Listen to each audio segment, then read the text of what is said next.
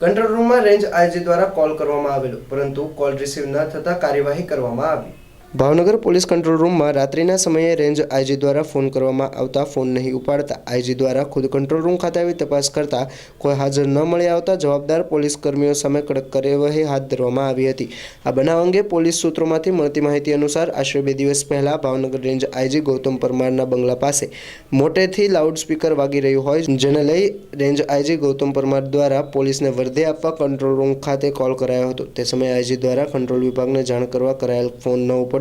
Range IG પરમારનો phone નહીં ઉપડતા અધિકારી ખુદ ખાનગી કારમાં કંટ્રોલ વિભાગ ખાતે પહોંચ્યા હતા અને કંટ્રોલ રૂમ ખાતે અચાનક ચેકિંગ કરાતા તે સમયે કંટ્રોલ વિભાગમાં કોઈ હાજર નહીં આવતા આ સાથે પોલીસ દ્વારા સૂત્રો પાસેથી મળતી જાણકારી અનુસાર ભાવનગરમાં 5 ડિવિઝન હેઠળ આવતા પોલીસ સ્ટેશનમાં રાત્રે ફરજ પરના અધિકારીઓ કે જેમની ડ્યુટી હોય તે સમયે મથક વિસ્તારમાં હતી તે અધિકારીઓને પણ 15 થી 20 હજાર રૂપિયા સુધીનો દંડ ફટકારવામાં આવ્યો। જોકે આ ઘટનામાં ખુદ રેન્જ આઈજી ગૌતમ પરમારનો ફોન કંટ્રોલ રૂમ ખાતે ઉપાડવામાં ન આવતા કડક કાર્યવાહી હાથ ધરવામાં આવી હતી।